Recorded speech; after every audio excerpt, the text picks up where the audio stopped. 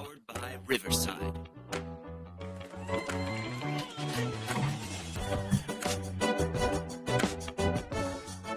Hello, and welcome into the Sad Fan, where we talk about the good, the bad, and everything that made us sad from the previous week.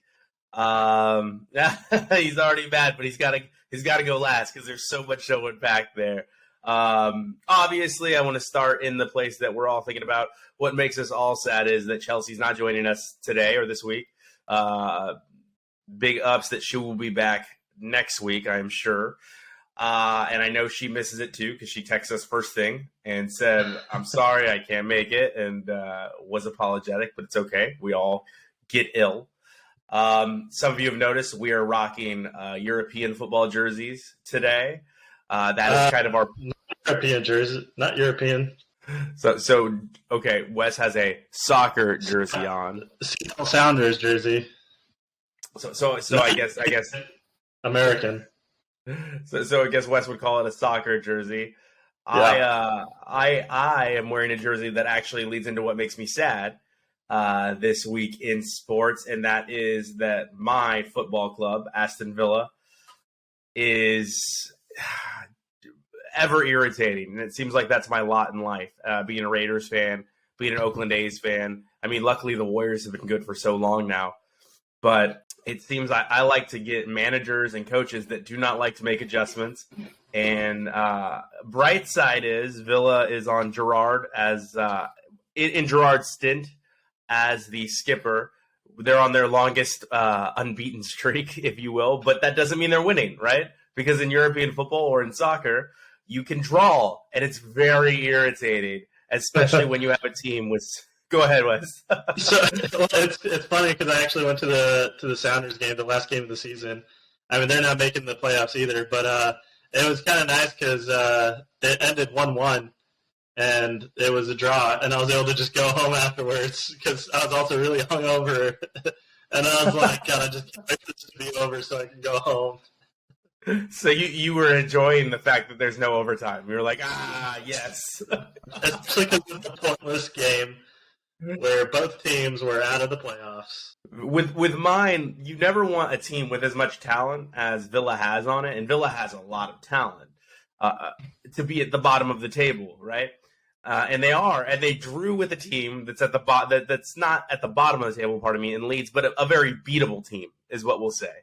And they played us a man down for the entire second half. They played with 10 men, and we couldn't get a goal. Like we couldn't do anything, and it's Gerrard making substitutions only in the 70th minute, which if you're familiar with soccer or European football, you have 90 minutes of play outside of stoppage time. So it's just like it blows our mind as we're watching me and a buddy text back and forth during the game that he does not make adjustments, like at all. It's not working, and he's like, I'm not changing. This is my style, and we're going to keep doing it. And it's not helping. We're at the bottom of the table with a team that just talent level alone on paper, right? And you and I talk on paper all the time, doesn't matter. But on paper should be mid-table. So it's very frustrating.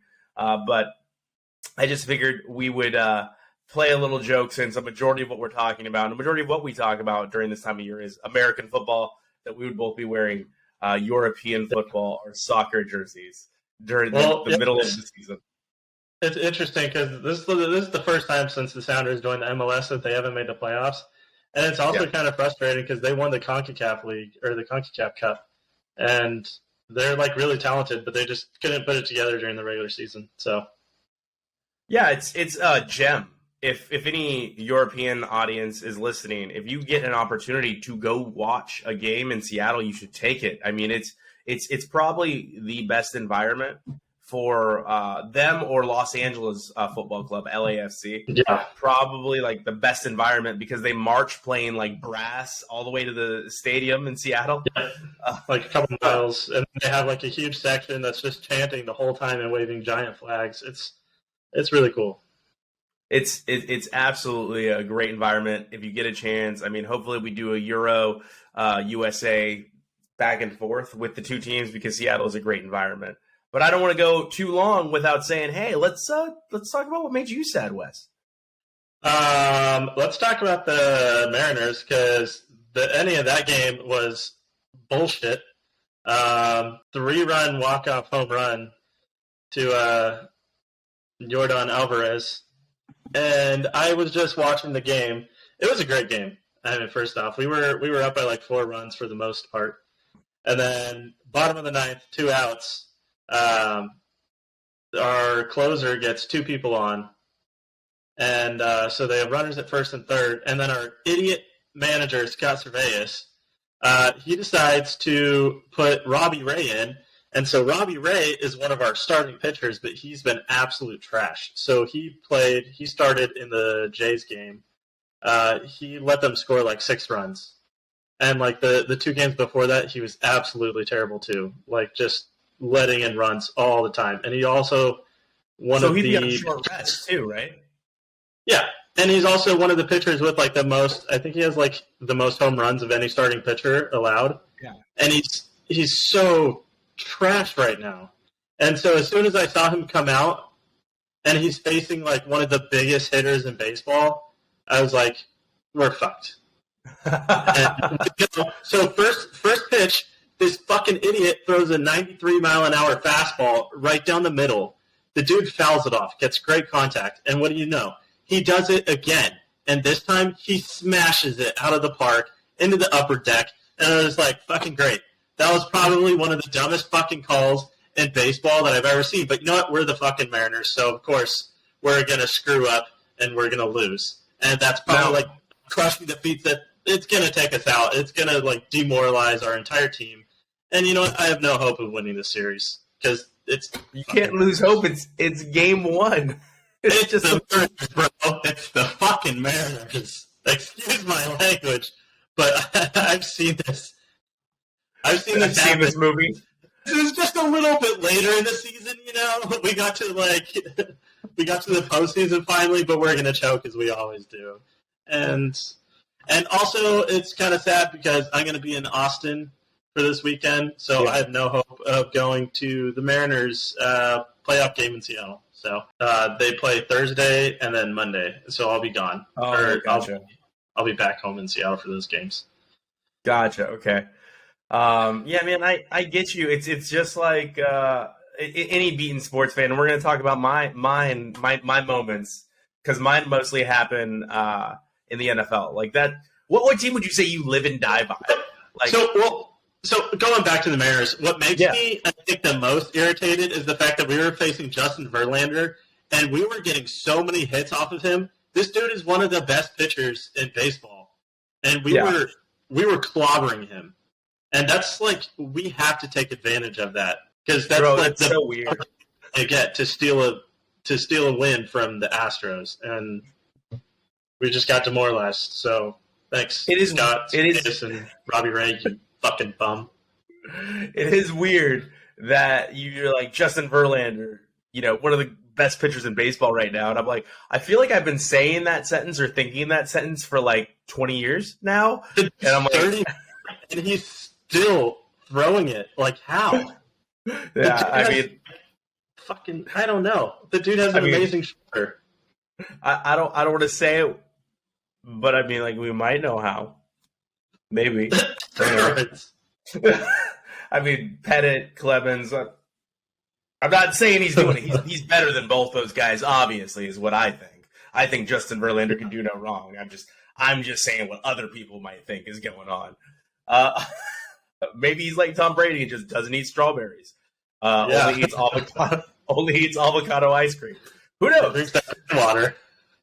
Yeah, I mean, who knows?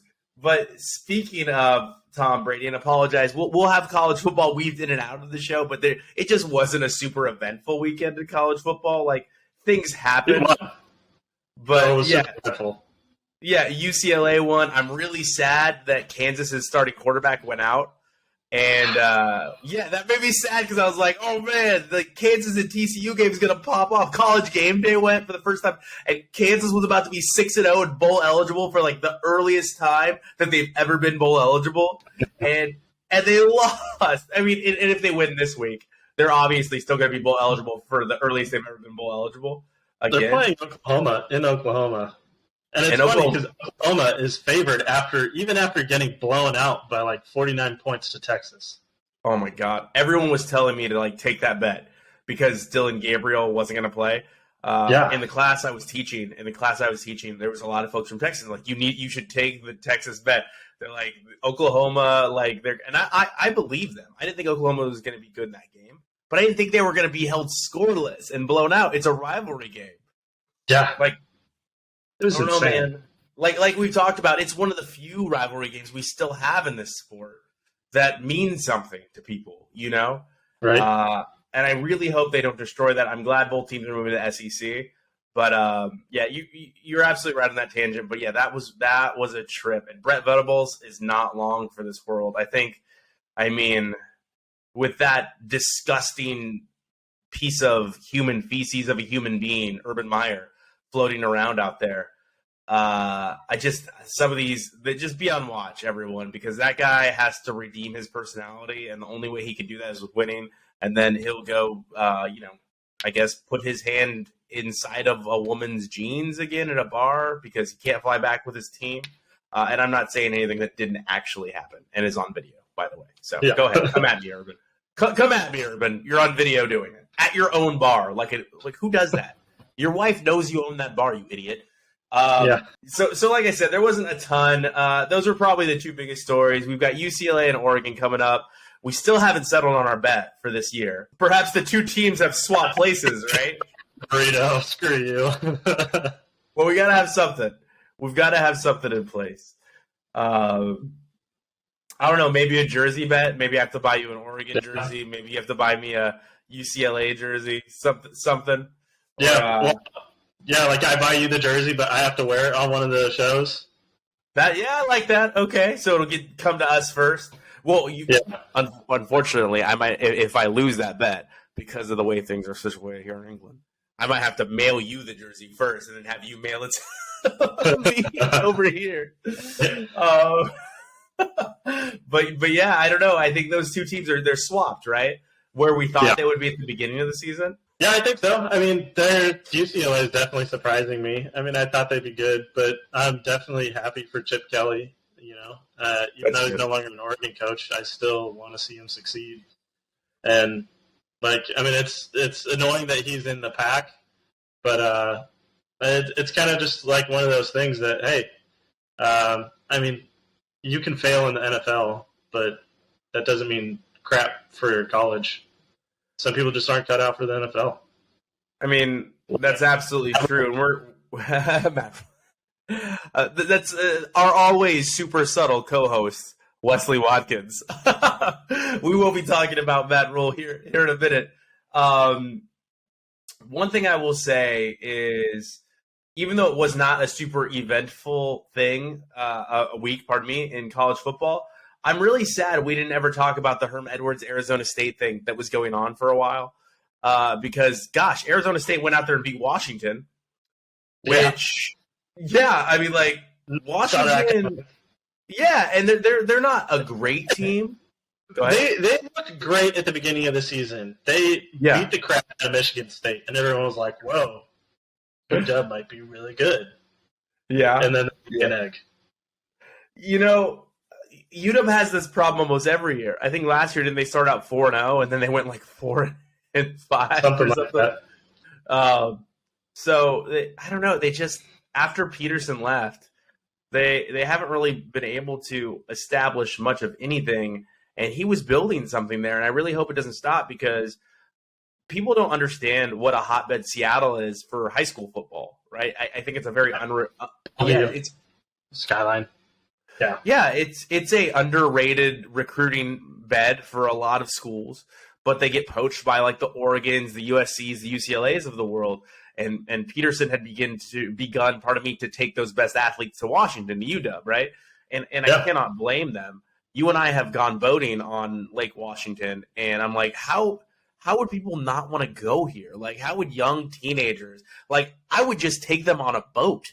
I would just take them on a boat and be like, hey. And then, like, you and I, when we were coming in, like, they were all waving and stuff to all the boats. And I'm like, it's the perfect recruiting tool right there. Yeah. They have no idea who these guys are. They're just sitting there waving to them and stuff. And the guys are like, I'm going here.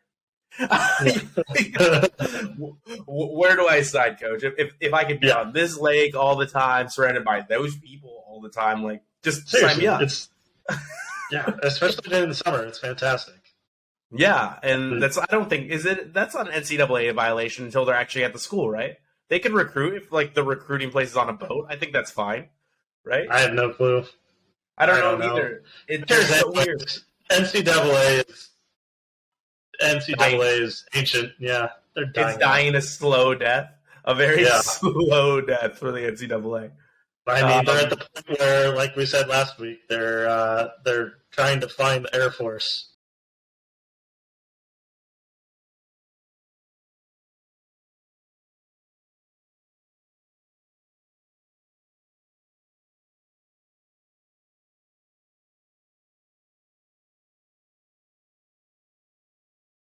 Yeah, they have no idea what. Like I said, I'll just leave it at they're dying a very slow death, and pretty soon it will be non-existent. And it's obvious college football doesn't give any fucks anymore because they're just like, no, we're gonna move here, we're gonna move here. There's a TV contract over there. There's a TV contract, and they're just like, we're gonna give this guy $10 million. We're gonna give this guy $2 million.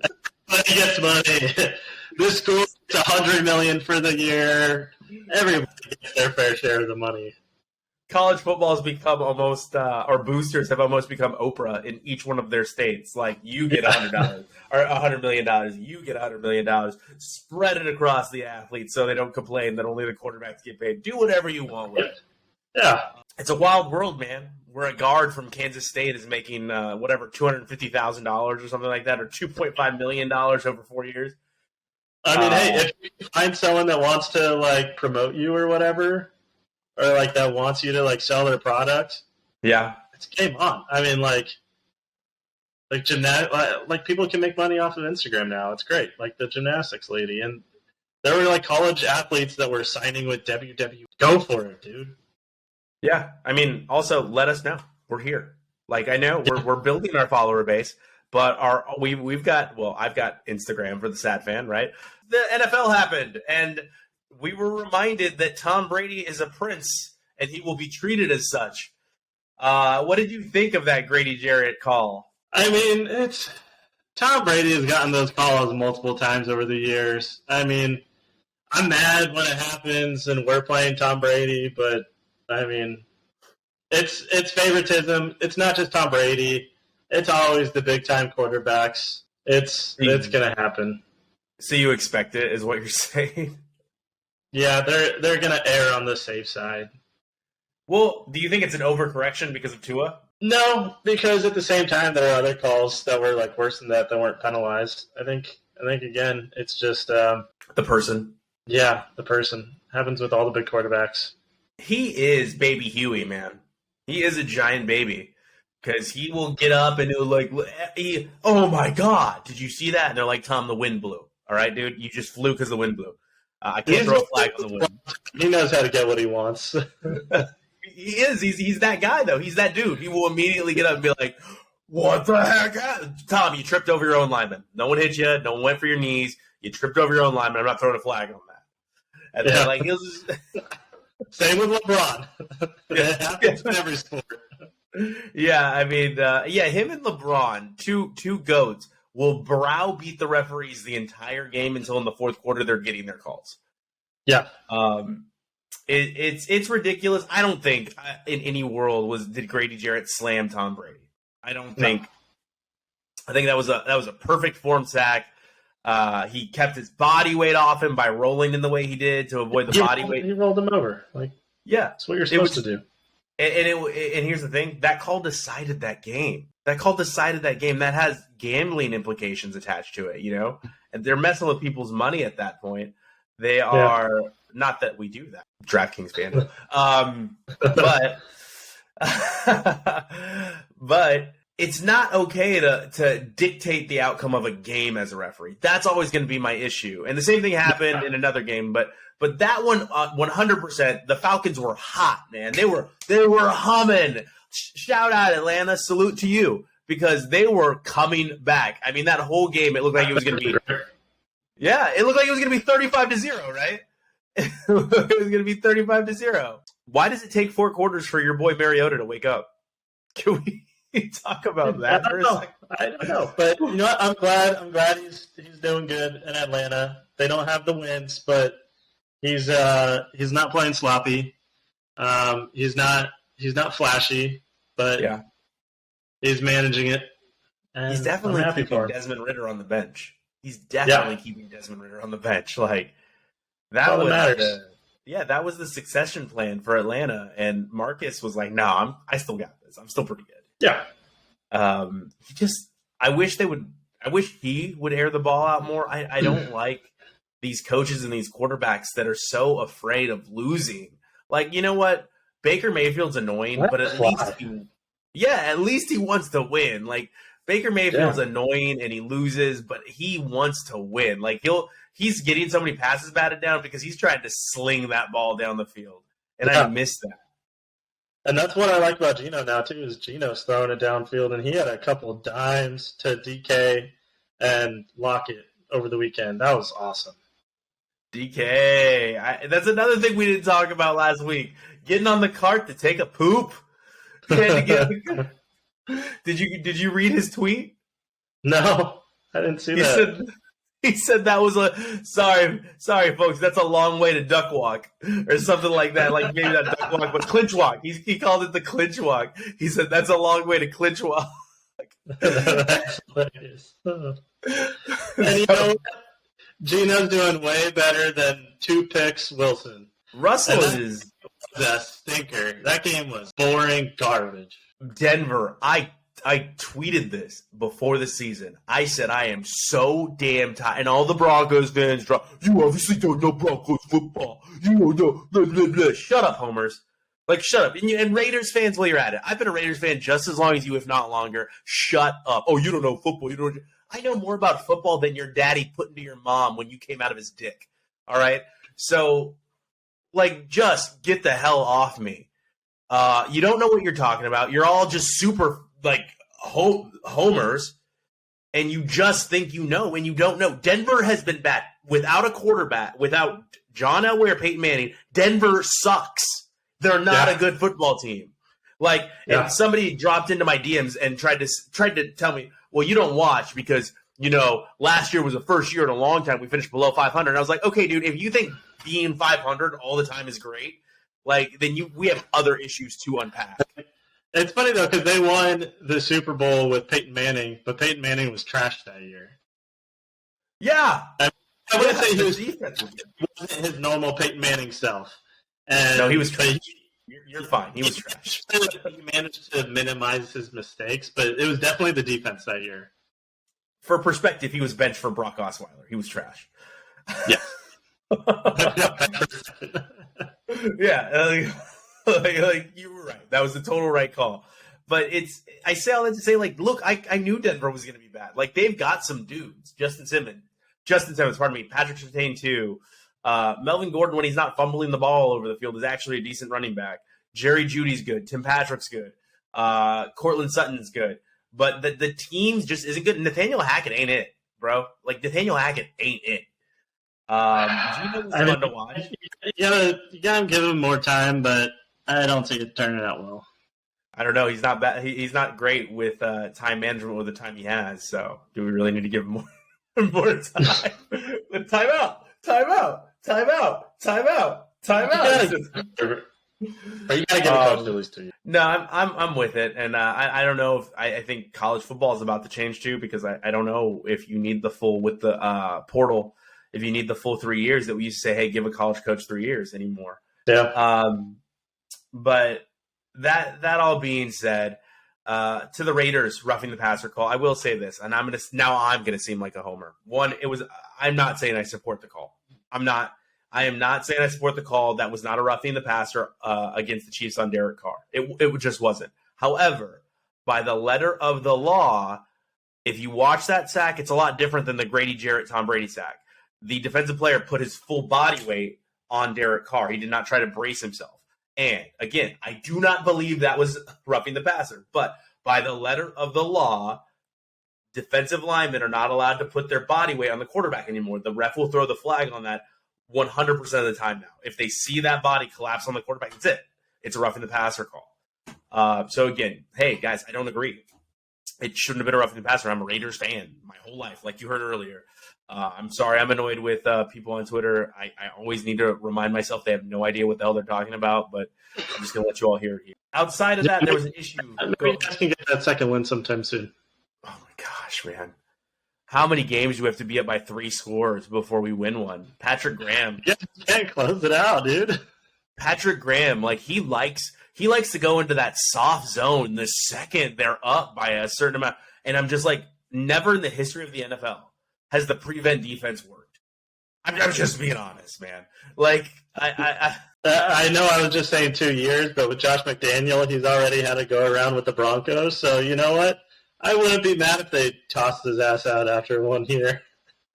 He needs to do something again. Like I said to start the show, make an adjustment. And I think that adjustment is just getting rid of Patrick Graham. Patrick Graham is the worst. And everybody's like, well, he did a really good job with the Giants. The Giants had a losing record last year. Get that shit out of here. They're great this year. They're not great this year, but they do have a winning record. Like, Saquon Barkley is playing his ass off. Can we just rewind to earlier, I think a few episodes ago at the beginning of the season? Yeah. I said NFC East was probably still going to be the worst division. And you know what? I was dead wrong. I was so wrong. The Cowboys have one loss. The Giants have one loss. The Eagles are still undefeated. They beat the Cardinals. And you know what? The NFC West looks pretty mediocre outside of San Francisco. The Rams are like a shell of their Super Bowl selves. The Seahawks' defense is atrocious. The Cardinals are okay. And the 49ers look like the only good team. I mean, talk about a Super Bowl hangover, right? Are they still drinking champagne? Are they still popping bottles? Like, it's Los Angeles. Are they just living that Super Bowl life?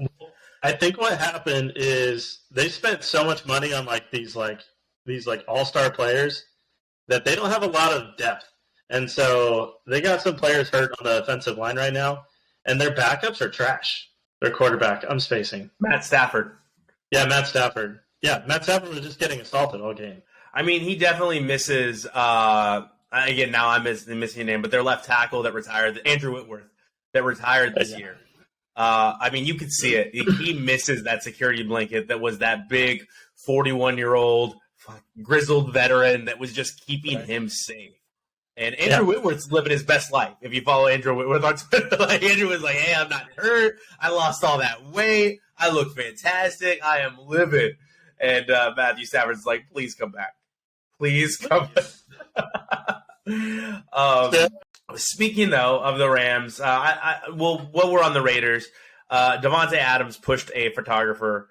And, I mean, honestly, you and I have taken bigger falls jogging. And I'm not justifying what he did. I'm not justifying pushing the cameraman. Okay? But you guys need to hear what came out recently about what that cameraman is going to be doing. And this is this gave me the most do you know who my dad is vibes I've ever read, okay? And it is from the Kansas City Police. This is a narrative, quote. The victim is a photographer at the Chiefs-Raiders game. At the end of the game, he was pushed to the ground, causing injury. Again, you and I have taken harder falls in the middle of races. I've taken a harder fall waking up in the morning and slipping on a stair. Again, not advocating for what Davante Adams did in any way. I am not doing that. But what I'm saying is, let's stop making everything, he could have died. Like, can we stop doing that for 10 seconds in every situation? He was pushed to the ground, causing injury. He made arrangements for private transport to the hospital, how convenient, for treatment, at which time he called the police.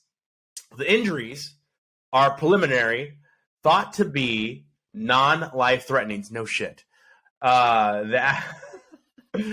The incident will be investigated by our assault unit detectives. Upon completion, they will coordinate with the applicable city, state prosecutor to determine applicable charges. He pushed him. Definitely, he was out of line. I'll tell you what's happening here. He's looking for a settlement. He's looking for some of that money from Davante Adams. And he's probably going to get it. He'll get it. Yeah, I mean, and one of our co-hosts, or our former co-hosts on a Gorp show, check it out if you haven't, would love to try that case as the lawyer because, oh my God, is he just caping up for, let me tell you how to handle every situation. Like, you've never been there. Shut the hell up. Like, what are you doing right now? Like, yes, he's wrong, but just leave it there. Like, yo, he messed up. But the whole go ahead. And like maybe like bench him for a half or something like that. I mean, I don't know, because you don't push someone who's like working the game. Like, you know, if you get mad or whatever, and like you shove somebody like after like someone from the opposing team like in the handshake lineup or whatever, like that's fine, whatever. But this dude like has probably never played sports in his life. He's like a photography major. Like, and he shouldn't be treated that way. Like, I mean, these guys work for games, and it was pretty devil's advocate. Can I play devil's advocate really quick? All we see is what we see on TV. That's all we see. All we see is that. Now, videos come out of Chiefs fans hurling bottles, cups of urine. Again, what the fuck, Casey? Why does this keep happening with you? That's disgusting. You're legitimately in a stand peeing in a cup to throw it on. What the hell, Kansas City? This is not the first time. This has happened before. Like, and what is with you throwing $9 beers? Jackson Mahomes poured his on a Ravens fan. Kansas City, you're terrible. You're terrible. And I'm not saying Raiders fans are better, but shoot, our games are in Las Vegas and half the other team's fans are there.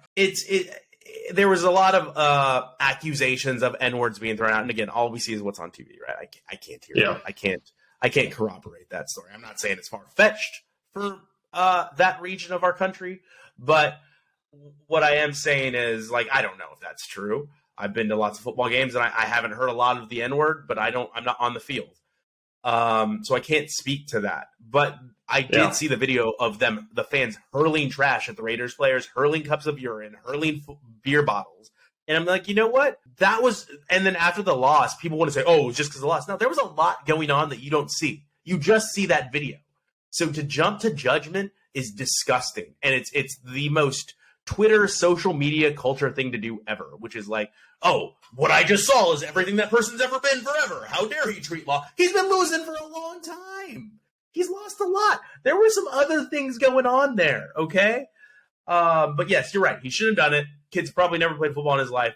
I'm playing the other side. You should play both sides. I'm playing the other side. I do agree. Like, there will be a fine of some kind. I don't think the kid's going to make much money from this because anyone watching that video that's tripped over their dog waking up in the morning knows, like, get out. No, it wasn't bad. It's not the charges. I agree, but at the same time, I mean, like, I think the league should probably like levy a fine on him. Chris Rock took a bigger hit at the Oscars. And some might argue that hit was good for his career. Now, I want to go see a stand-up show now. I'm not going to lie. I want to go see what he talks about. I want to be like a heckler. Talk about when Will Smith slapped you. Get movie past that. Brandon Staley. Did you watch the Chargers game this weekend? No, I wasn't able to watch it. So you missed the... Brandon Staley has the lead, right? And all he has to do is, like, I think the other team had no timeouts left, and he's in his own. I'm all for going for it on fourth down. You and I have had this argument, right? And I was for the Raiders going for the 2-point conversion against the Chiefs, right? I'm fine with that. Like, I'd rather go for the win than sit here and go, like you being hammered at the Seattle Sounders game. I'm like that with sports. I'm like, you know what? If it appears to be intelligent, if you're on their side of the field, like, go for it. Go for the win. Like, with these athletes in today's game, go for it. But Brandon Staley on fourth down, only up by 2 points, right? So a field goal for the other team wins the game for them. Brandon Staley goes for it on fourth down in his own territory and doesn't get it. With the win. Like, that's it. Like, he would have won the game if he had just punted the ball away, but instead of doing that, he goes for it. And he is blessed by whatever football gods you believe in because the Browns kicker missed the field goal to win the game. I don't know. Are you over it? Because you and I have different positions. Like, I'm kind of a jerk. I'm kind of a meathead when it comes to this stuff. And I'm like, I tell you, you don't have balls and things like that because you like to go with the safe play. Well, how long did he have to go? Oh, gosh. Oh, I think it was like 6 yards. In his own territory, I probably wouldn't go for it. But Yeah, in his own territory. Like, no, I'm all for going for it on like 4th and inches, like 4th and 1. Like no matter where, unless you're like backed up, like in your own red zone, go for it. So again, let me paint the situation for you. The game was essentially over if they punted the ball away. They had the lead, right? It was literally an unnecessary move. He didn't need to go for it. And I get it, like, okay, he's salting away the game by being able to take knees once he does go for it. But in that moment, so they won 30-28, and it says coach's gamble. After coach's gamble doesn't pay off, with 1 minute and 14 seconds left in the game, he went for it on 4th down. They did not get it. Oh, it was a 4th and 1, and they threw a pass to Mike Williams. Okay, yeah, but they didn't get it, and it was in his own territory, and the Browns had no timeouts remaining. That makes no sense. Like at that point, you're just trying to be like I guess. I mean, it worked out, but it didn't have to. You were good. You won. The game was over. Coaches do stupid stuff all the time. That's true. They're really not that smart. I mean, they are, but sometimes they're pretty stupid. Speaking of coaches that do stupid stuff all the time and get away with it, Matt Rule got away with some terrible decisions. He was labeled as a quarterback whisperer, right, for some time. And Joe Brady, the offensive coordinator in Carolina, was also labeled with some of this stuff because he had one of the best college quarterbacks we've ever seen in Joe Burrow. Sometimes the player makes the coach, right? Yeah, I mean, I think Matt Rule just not a fit for the NFL, and I think he's going to go back to college and he's going to do great in college. There's some good openings up right now. Oklahoma. So. I think he gets Oklahoma. I think they fire Brett Venables. I do. I truly think they fire Brett Venables. Yeah, I do. And especially now that Matt Rule's available, you get that process started early. Because here's the thing: where did Matt Rule see most of his success? Baylor. Yeah, it wasn't Temple; it was at Baylor. Right? Yeah. And where does Oklahoma recruit from? Texas. I mean, come on. Yeah. And Oklahoma likes their offense. They like their offense. Bob Stoops, Lincoln Riley, and then Brett Venables? That doesn't make much sense to me. Yeah. I mean, Wisconsin might be open. Nebraska's open. There's some other good spots that you can snag. I mean, not for his offense, though. His offense is a high-flying offense. You're not going to Wisconsin. Maybe Nebraska, I guess. Why not? Try something new. Because I want to go win. I want to restore my reputation as a winner, right? Like, that's what these guys care about. Goodbye, Matt Rule. I did not think it was a good contract. I think it's bad Urban Meyer, to pay a college coach that's unproven in the NFL that much money.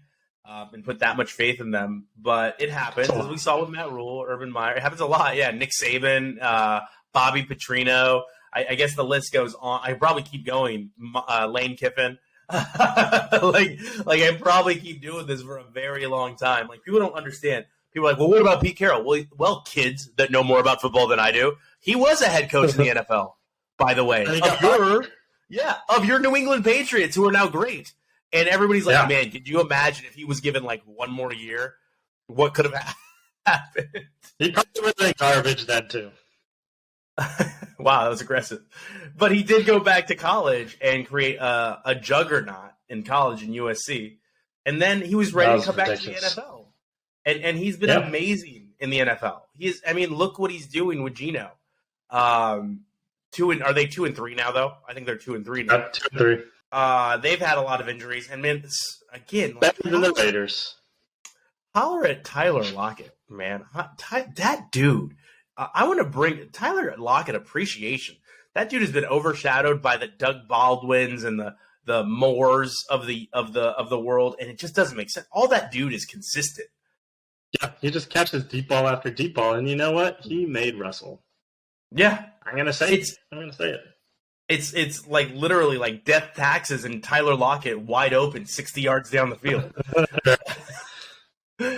I don't get it. Couple things to clean up before we let everyone go today. Draymond Green knocked out. Jeez, Jordan Poole. Cut that boy. Cut that boy. That's not, no. You don't just it was a sucker punch. You don't sucker punch your teammate in practice.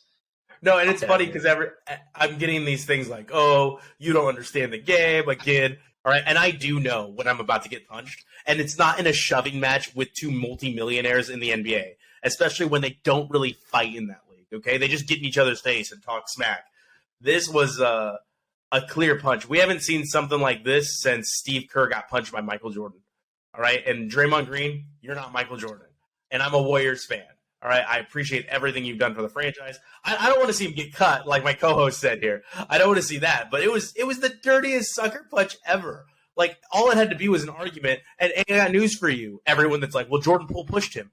Have a 6'9" man in your face breathing on your neck and don't push him out of your way. You know what I'm saying? Like I'm sorry, that was an obvious – Jordan Poole's reaction was an obvious human reaction, like, get out of my face. And you act like you can't see that on the video. You could absolutely – I could read his mouth, his lips, and I can't see his lips. And I know what he's saying. He's saying, get out of my face.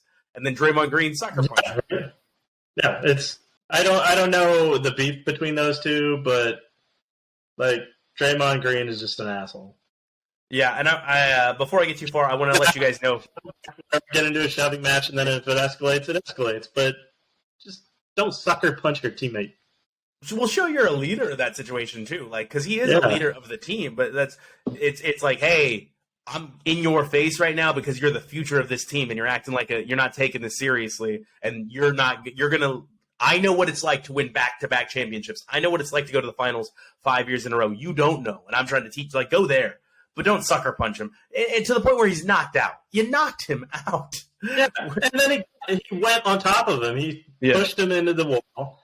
And then it looked like he was about ready to go UFC on his ass until his teammates pulled him off. You know, it looked more like Sicario to me, and anyone that's seen that movie knows exactly the scene I'm talking about. But it was pretty vicious. Last housekeeping item of the day, and by the way, the quote of the Kansas City Police report I read is attributed to Paul Gutierrez of ESPN and his Twitter account. But Bobby Wagner, the protester that ran onto the field during the game with the smoke bomb, he's going to sue Bobby Wagner. He can pursue legal action. Dude, that guy has no chance. The guy had a freaking incendiary device. I don't care that it was like a little smoke grenade or whatever. That's still an incendiary device. It's still a weapon. He can still burn Bobby Wagner with it. He was running right towards him, and Bobby Wagner laid his ass out. I mean, granted, we don't know why Bobby Wagner did it. He wanted to put the hurting on that guy. Yeah. But still, he has solid self-defense argument right there. Just don't run directly into him, also. I don't know, don't run directly to the big gladiators that are fueled by adrenaline right now. What I'll say to that is, protesters, I want to care about your causes. I do care about animals' rights. I love animals. But if you want to make me not care, streak across a football field and make your protest there. Yeah, you're ruining my feel good. I don't want to see you there. I don't care. To a basketball. Glue yourself to the court. Yeah, glue yourself to the court. Like, please keep making me care less and only focus on what an idiot you are by doing these things. Stupid. It's very stupid. And it's also stupid, Wes, that we don't have more subscribers and more followers. We love all of the ones that do. Thank you so much for coming back every week. Gosh, that viewership has just increased week over week, and I love it. I'm so grateful. I cannot say that enough to see the amount of viewers come in over and over and over again. Now it's like week after week. Like, we're actually a hit because we're releasing every week. Who would have thought that? I don't remember who said that to the team about releasing one every week, but whoever said it probably knew a little bit because it is happening again. Please reach out to me. Reach out to Wes. Really does respond to you guys on YouTube. So at the Sad Fan Pod on YouTube, Sad Fan Pod on YouTube. Please reach out to us on Twitter at the Sad Fan and soon to be new Twitter account for the show. We absolutely love engaging with you guys. We want to hear what you want us to talk about, and we want to keep this going for you. So thanks so much for joining us. We will see you next week, Sad fans. See you guys.